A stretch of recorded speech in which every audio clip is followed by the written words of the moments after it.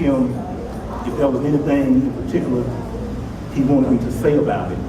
He said, no, I'm not particular. I said, is there anything you don't want me to say about you? He said, no, just make them know me like you know me. I can't do that. Like I said, we've had some times together. And as I reflect over, excuse me, he's Reverend Dr. Lee to you all, but he's Sugar Lee to me. And that's another story.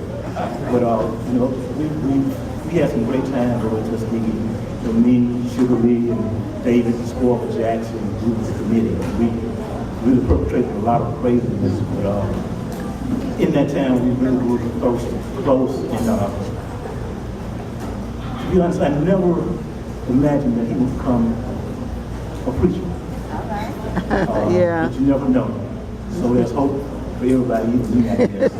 But what impresses me about Reverend Sugar is that he doesn't, run away from the person that he used to be. You know how some people, they were big as hell he was going, and now, the oldest people and look at. He's not like that, We often, talk and reminisce about the old days, but he always stays strong in his faith. Whenever I'm up against it and about to lose my religion, I call him and say, Sugar, you need to talk me down. I'm about to lose it, you'll laugh and talk, but he'll always get you back on track. He's just that kind of person. He's really a caring person, as you can tell, reading his bio, in the activities that he's involved in, the volunteer chaplain, working with various groups. That's just the kind of person he is. And I know he has really been there for me from difficult times when my mother passed, my sister passed, my brother. He was always there for me. I really appreciate that. But before I make him out like an angel, I must tell you about Sugar Lee, as we knew him, the Sly Fox. And he earned that name because, like most college students, we didn't have a lot of money, but it's okay to say this again. He liked to indulge in the adult beverages, alcohol, but he didn't ever have any money. So, he's down there from South Georgia, he wasn't real sophisticated and polished like he is now. So I told him, I said, well, just watch what I do, we can get some free drinks. So we went in the bar, and I went up to the bartender, I have a scotch on the rocks. I drank it, turned around and started to walk out. So, well, hold up, buddy, you didn't pay for that drink.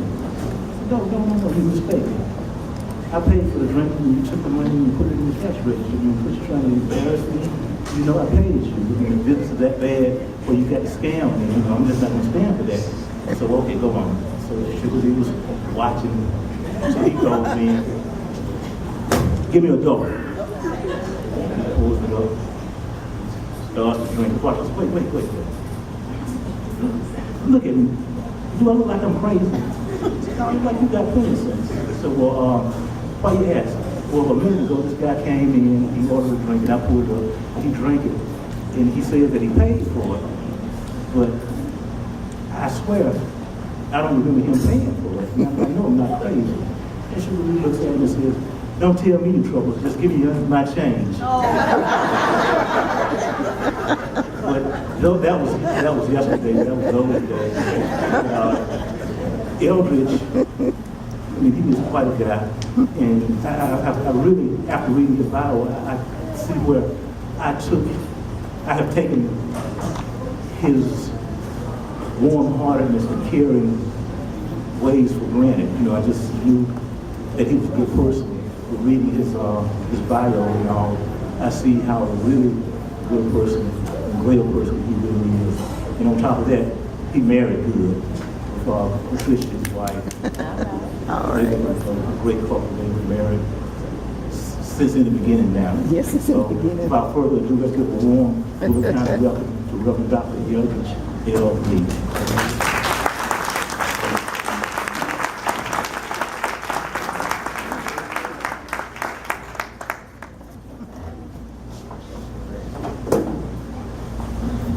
To the head table, to the business and government leaders here in wonderful Polk County, to the civic and religious leaders, and to all the good people that are here today.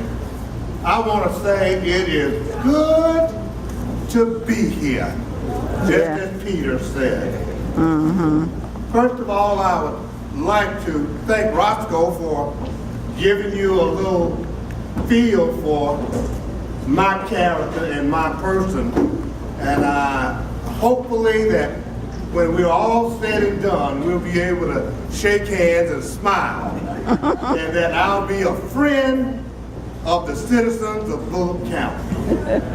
I would like to thank, first of all, the Y.C. Nance Memorial Sports Complex Planning Committee for giving me this opportunity to speak to you this afternoon. I also want to acknowledge Mr. Julius Thomas, President of the Y.C. Nance Memorial Sports Foundation, for the work that he has done.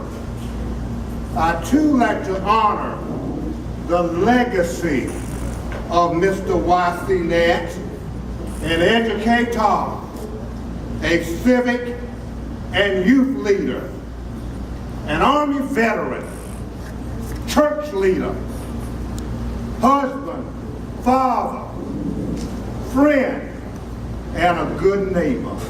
I honor that legacy. Congratulations to all the recipients that are being honored here this afternoon. You have been very purposeful, you have been very committed and dedicated to why you have been placed on this earth. And so I want to acknowledge you. Could we give them a hand?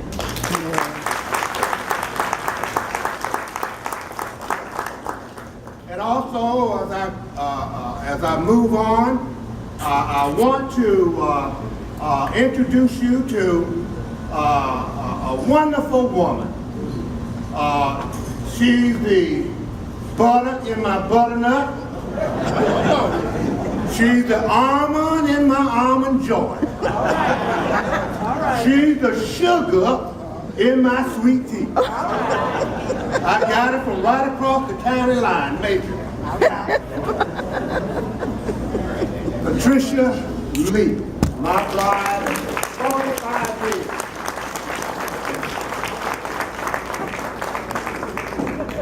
Oh my goodness. Also, Roscoe told me about a wonderful group of kids, outstanding young folks called the Chili Ice Cool Band.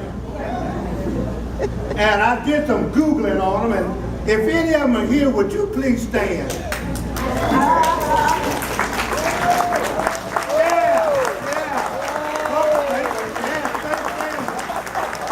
Let's give them a hand. Now, as I was sitting at the table, I saw how many young people we had here. Yeah. Well, all young people ages 4 to 18, will you stand? Yeah, 4 to 18. Amen. Let's give them all. All right. 20 years from now, this is what you're going to be looking at, leading this county. Now, the Chili Cool Band, under the direction of Mr. Stan Chili Cooks, cute stuff, right? The brainchild of he and attorney Nathan Dixon. I want to acknowledge you for the work that you have been doing. Amen.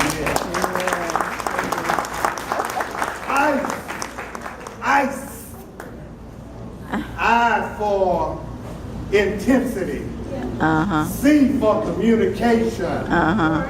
E for execution. Uh-huh. Those are nouns. And I picked one of them. Uh-huh. And that is communication. And young people, Roscoe said, give you a nugget, I'll give you a nugget. As you grow, you're going to find that communication are going to break down. And when communication breaks down, it's how you handle it.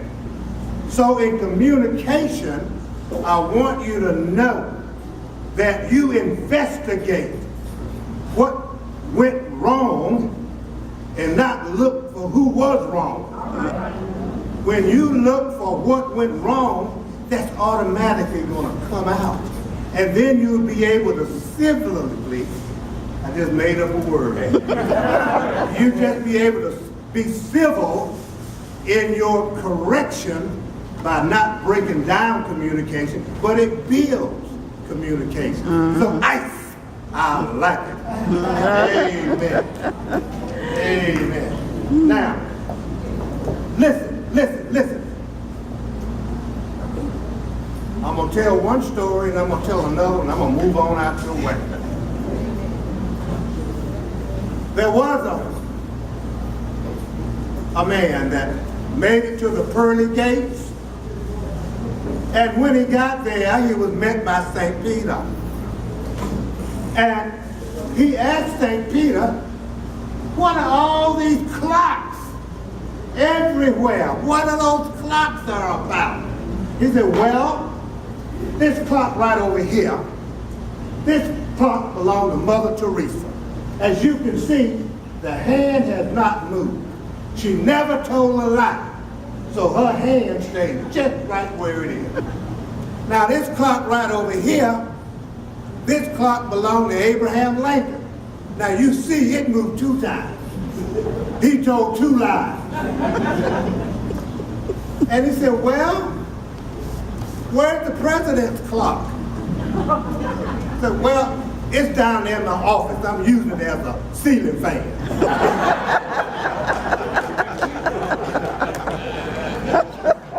Now, the next story I'm going to tell you is going to tie into what I'm going to talk about. A mouse looked through a crack in the wall and saw the farmer and his wife opening a package and said, oh, I wonder what good things is in that package.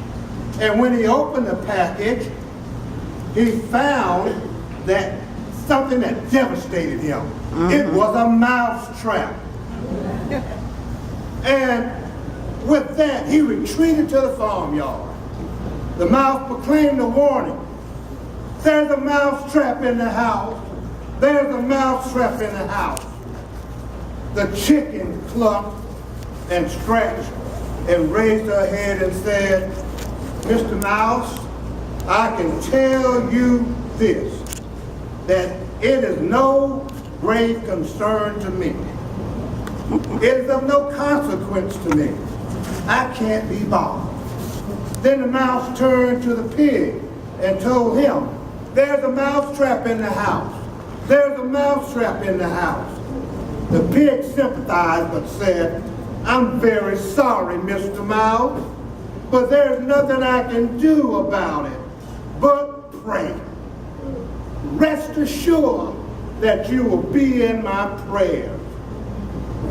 The cow said, wow, Mr. Mouse, I am sorry for you, but it's no skin off of my nose. And the mouse departed the barnyard, dejected, rejected, head down. And so, that very night there was a sound that signaled that the mouse trap had caught something. And the farmer's wife, she sped to investigate. And she didn't notice in the dark that there was a venomous snake with his tail caught in the trap. Oh. And the snake bit the farmer's wife. The farmer came and got her and rushed her to the hospital. And when he brought her back home, she had a fever. And everybody knows that the way that you break a fever is chicken soup. Fresh chicken soup. The farmer gets his hatchet, goes to the barnyard to get the main ingredients. But then his wife's sicknesses continued.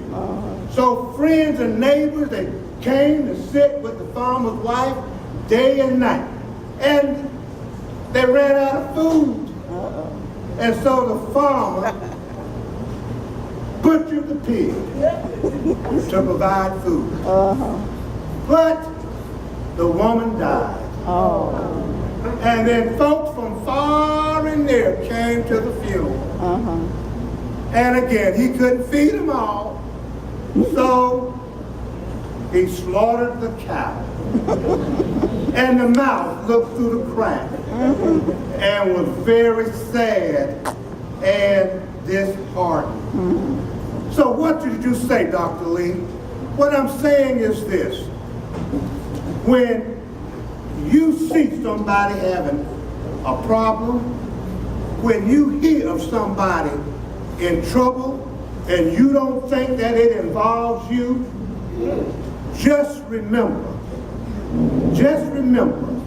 when one of us is threatened, all of us are at risk. And so with that, I want to talk about, am I my brother's keeper? This question is found in Genesis 4, verse 9, when Cain asked God, am I my brother's keeper? We still ask that question today. When we shrink or dismiss our responsibility to relate to others. Every generation has asked this question, how we ought to relate to our brothers. Do we love them? Do we hate them? What if they hate us? Are they different from us? Can't we just live and let live?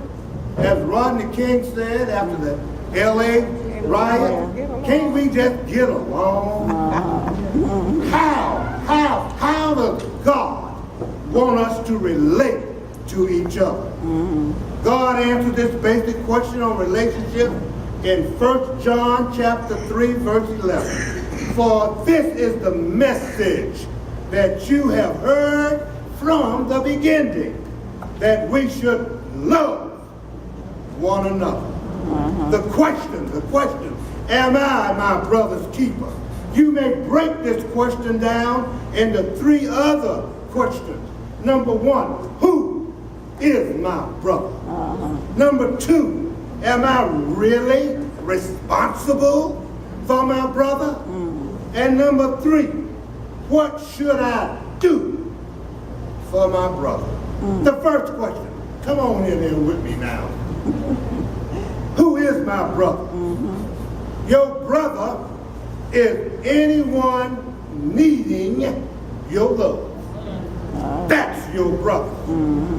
Their race, their social standing, their physical features, how they are dressed, what language they speak, these should have nothing to do with your decision to love them.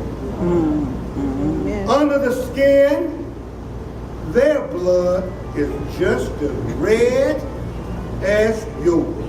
The same pain that hurts them and the same joy that cheers them, just like you. Tuskegee University Choir, the Golden Voices, April the 12th, 2014, sung, no man is an island. No man stands alone. Each man's joy is joy to me. Each man's grief is my grief. All fellow members of the human race, no, the human race, qualify as our brother.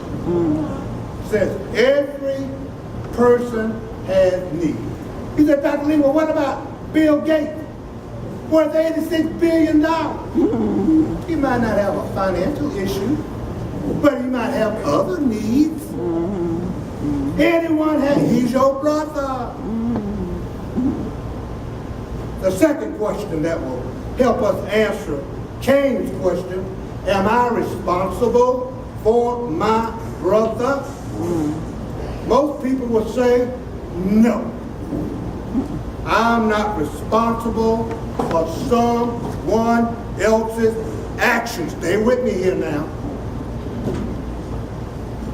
While that may be true, you may be responsible for why they act the way they do. If we could love and befriend each other, we could stop much of the violence. We could stop that today because people are actually crying out for help. When they can't get help any other way, they turn to crime, they turn to violence. What they need is a friend to show them the right way to solve whatever that problem is that they have having. Remember, I remember vividly my initiation into Omega Psi Phi fraternity, Tuskegee Institute, fall 1968. One of my 8 line brothers, Brother Roscoe Nash, 49 years ago. And our relationship is in constant bloom, even to this day.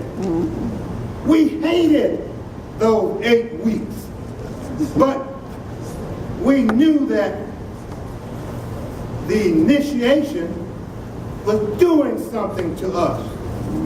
It bound our line together.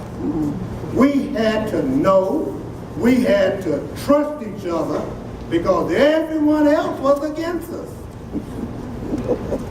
That's what the world needs now. Because we are all brothers and sisters and neighbors on this planet called Earth. So, am I responsible for my brother? The answer is yes. You are responsible. The scriptures teach us even to the point of laying down our lives for our brother.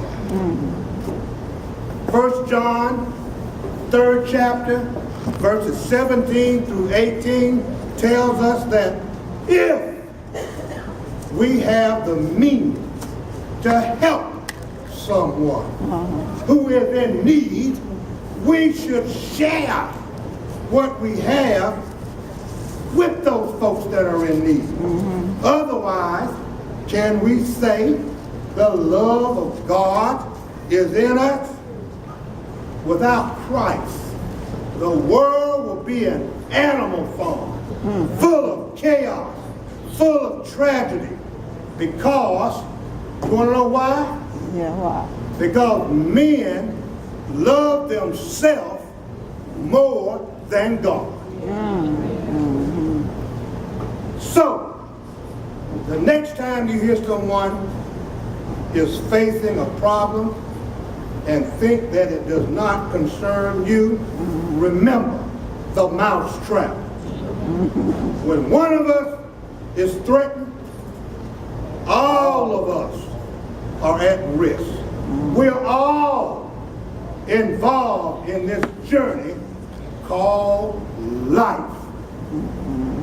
We must keep an eye out for one another and make extra effort to encourage one another.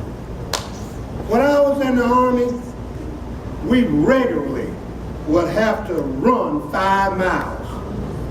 I had a hard time doing that run by myself. But when we ran in formation, that means that together as a group, I could always finish that run. It's time to stop running alone and start running together, as a team. We're in this together. Thank you for being here today.